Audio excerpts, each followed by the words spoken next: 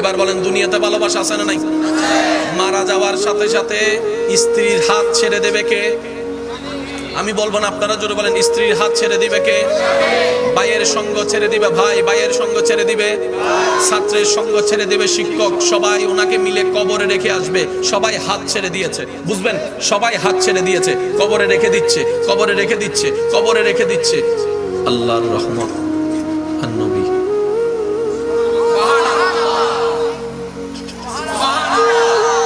এবার আপনার বিবেক দিয়ে আপনি প্রশ্ন করে দেখেন, আসল ভালোবাসা দিলটা কোথায় দেওয়া দরকার আর কোথায় দিয়ে বসে আছে?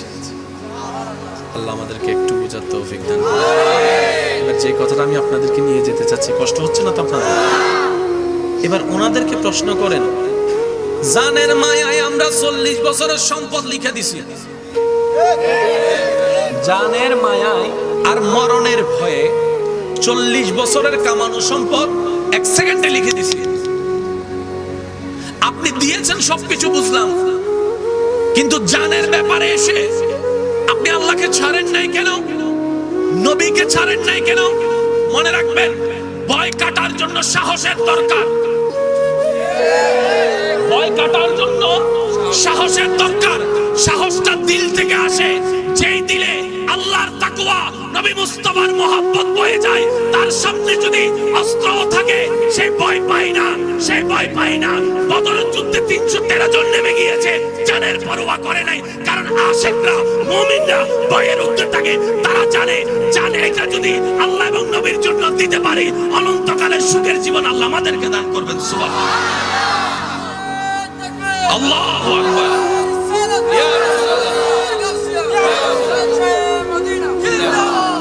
এবার আসেন, একটু অন্যদিকে যাচ্ছি, মনোযোগ আছে? আমাদের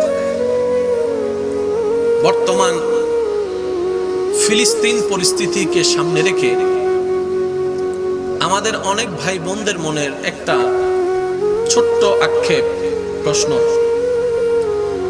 ফিলিস্তিনে এত নির্যাতন করা হচ্ছে, এত অত্যাচার, এত জুলুম করা হচ্ছে, আল্লাহ কিছু করছে না কেন? আল্লাহ তাদেরকে আযাব দিচ্ছে না কেন? আল্লাহ তাদেরকে সাজা দিচ্ছে না কেন?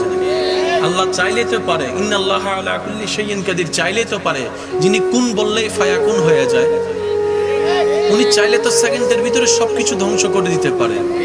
তিনি চাইলে তো জালিমদেরকে একদম শেষ করে দিতে পারে। তিনি তো চাইলেই হয়। চাচ্ছেন না কেন? আমরা এত কান্না করছি, আমরা এত দোয়া করছি, আমরা এইভাবে আকুতি করছি আল্লাহর কাছে, আল্লাহ আমাদের দোয়া শুনছেন না কেন? আমি শ্রদ্ধার সাথে আমার ভাই বোনদের উদ্দেশ্যে একটা কথা বলবো, আমরা যা বলি, যা ভাবি, সেটা আমাদের জ্ঞান। আল্লাহর ওয়াস্তে কথাটাকে গিয়ে অন্যদিকে নিবেন না, অন্যদিকে নিবেন না, পুরা কথাটাকে শুনেন। আমরা যা ভাবি, যা দেখি, সেটা আমাদের জ্ঞান, আর আমাদের জ্ঞান হচ্ছে লিমিটেড। আমরা কালকের দিন দেখি না, আর আল্লাহ তাআলা সবকিছু জানেন, সবকিছু দেখেন, সবকিছু বুঝেন পরিপূর্ণভাবে। সুবহানাল্লাহ। যেহেতু আল্লাহ তাআলা, আমাদের মনে হচ্ছে আল্লাহ চুপ করে আছেন, এটা আমাদের জ্ঞান। আল্লাহ চাইলেই করতে পারেন, আমাদের কথা হচ্ছে করছেন না কেন? তো যেহেতু রব করছেন না বলে আমাদের মনে হচ্ছে, আমাদেরকে এটাই বিশ্বাস রাখতে হবে, নিশ্চয়ই এখানে কোনো না কোনো একটা হিকমত আছেই আছে। কারণ আমাদের জ্ঞান সীমিত, আল্লাহর জ্ঞান অসীম, আর উনি সময় মতো উপযুক্ত কাজ করেন।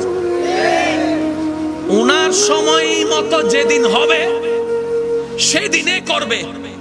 কিভাবে করবে? করার মতো করবে। কেমন ভাবে করবে? যেভাবে করা দরকার সেভাবে করবে। আমরা ভুলে গেলে চলবে না, মূসা নবীর উম্মতের উপরে ফেরাউনের সেই কঠিন অত্যাচারে আল্লাহ তাআলা কিন্তু ওকে ফিরে আসার জন্য যথেষ্ট সুযোগ দিয়েছিলেন, যথেষ্ট সুযোগ দিয়েছেন। কিন্তু শেষমেশ যখন ফিরে আসেনি, আল্লাহ তাআলা ফেরাউনকে নিচ্ছিন্ন করে দিয়েছে। কথা বলেন ঠিক কিনা? এই পৃথিবীর ইতিহাসে যত অত্যাচারী ছিল, আল্লাহ তাআলার মতো করে সবাইকে সুযোগ দিয়েছেন ফিরে আসার জন্য। কিন্তু আবার এটাও সত্য যে অত্যাচারীর অত্যাচারকে আল্লাহ তাআলা বেশি দিন টিকতে দেয় নাই। যখনই ধরেছেন শেষ করে দিয়েছেন। তা আমি এই কথাটা বলার একটাই কারণ, আমরা যেন এই কথার চিন্তায় পড়ে, শয়তান তো সবসময় আমাদের পিছনে লেগে থাকে ঈমান চুরি করার জন্য, ঠিক না? হয়তো মনের মধ্যে একটা চিন্তা আসতে পারে কি, আল্লাহ থাকলে তো এগুলা করতো, আল্লাহ থাকলে তো বিচার করতো, আল্লাহ থাকলে তো সাজা দিত। আমি শুধু এতটুকু বলবো, আল্লাহর কুদরত বুঝার মতো ন্যূনতম জ্ঞান আমাদের কারণে। তিনি আসমানকে সৃষ্টি করেছেন খুঁটি ছাড়া। সুবহানাল্লাহ হয় না আরে জোরে? যিনি জমিনকে ভাসিয়ে রেখেছেন পানির উপরে, উনি ভালো করেই জানেন কখন কি করা কিভাবে দরকার। তবে এতটুকু মনে রাখবেন, অত্যাচারীদেরকে কোনো ছাড় দেওয়া হয় নাই অতীতে, ভবিষ্যতেও কখনো হবে। আপনারাই তো বলেন আল্লাহ ছাড় দেন, কিন্তু আল্লাহ ছেড়ে দেন না। সুবহানাল্লাহ।